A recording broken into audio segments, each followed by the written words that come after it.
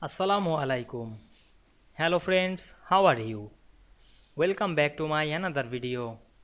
In this video, I am going to show you how to change text box border style in Microsoft Publisher.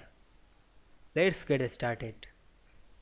Firstly, we have to open a Publisher document and take a text box.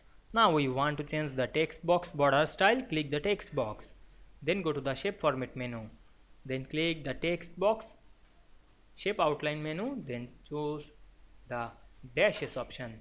You can add dashes to this outline. Now I select this dash. You can change the color. Click the shape outline option again, then change the color. Now I select this sky blue color. Now we can see we change text box border style very easily.